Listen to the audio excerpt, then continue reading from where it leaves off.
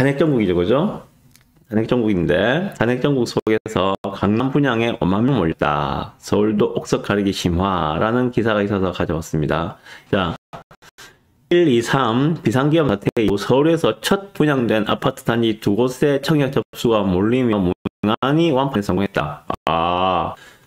비상계엄 사태로 전국이 매우 혼미한 상황입니다. 이런 상황 속에서 서울에서 청약을 했는데, 일반 분양을 했는데 둘 다 무사히 완판이 되었다는 내용입니다.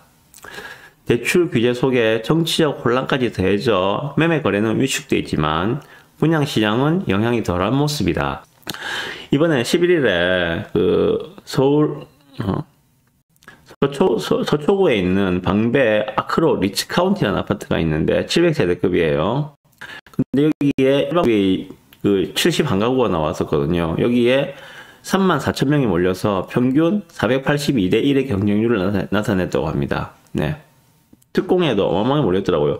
특공에 몰린 거 보고 특공의 경쟁률이 200 몇십 대 1이었거든요. 그래서 야, 이거 일반 분양하면은 경쟁률 거의 뭐 1000대 가까이 나오겠다 생각을 했는데 최고 경쟁률은 84D에 825대 1이 나왔다고 합니다.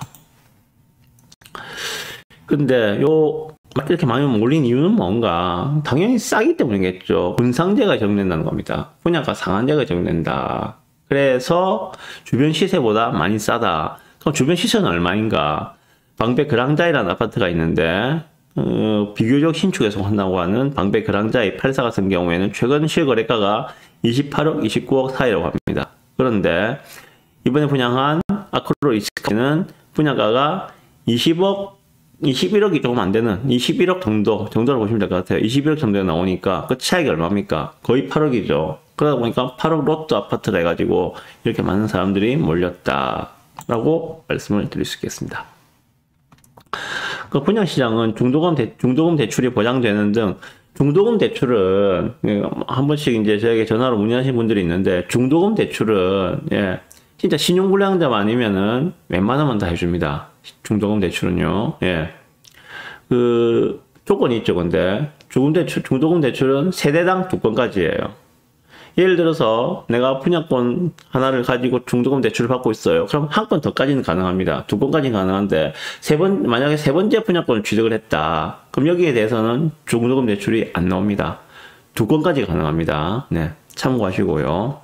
여기에 대해서 제가 드린 말씀을 간단하게 드리겠습니다.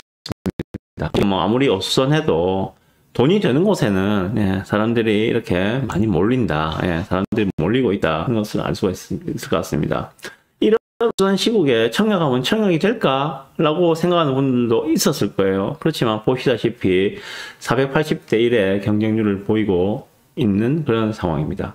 탄핵은 탄핵이고 경제적 이익과는 그건 별개의 문제인 것들이죠.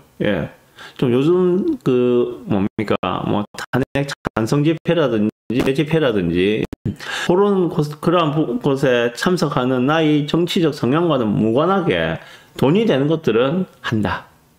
이것들이죠. 사실 이게 8호 로또라는데 안 하면은 이상한 거 아닙니까? 자격이 된다면 하는 게 맞겠죠. 그래서 여기도 또 추가로 한 번 더 말씀드리고 싶은 건 또 그런 거예요. 지금 상황에서 이제 대통령 탄핵으로 가든 아니면은 뭐 자진 하야로 가든 어떤 식으로 가더라도 25년도 내년도 4월달 5월달 그 즈음에 대통령 선거가 치러질 수밖에 없는 상황으로 지금 가고 있는 것 같습니다. 전체적으로 뭐 뉴스를 보시면 아시겠지만은 그럼 이런 상황 속에서 결국 이번 계엄 사태로 빚어진 변동성은 6개월짜리다.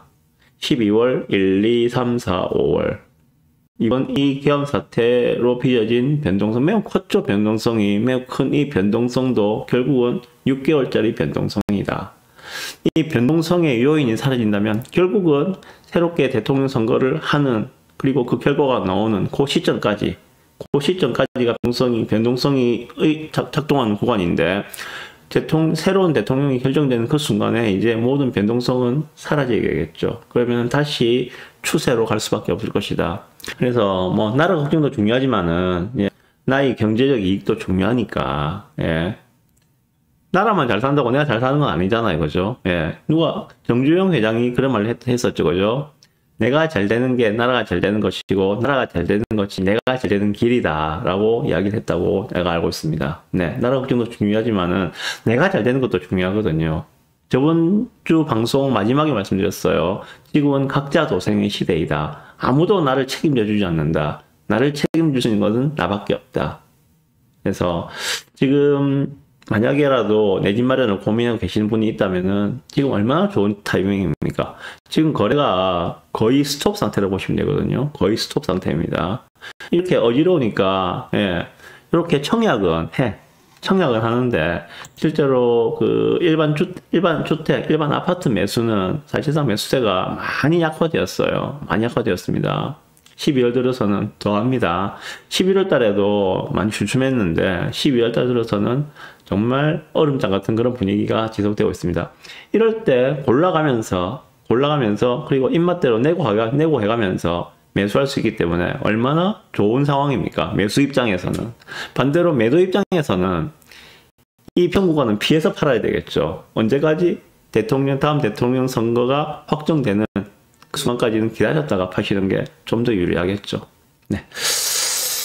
그래서 각자의 자기 처한 상황에 따라서 현 상황을 적절하게 피하시든지 이용하시든지 해서 나의 경제적 이익을 도모하셨으면 좋겠다고 생각이 듭니다.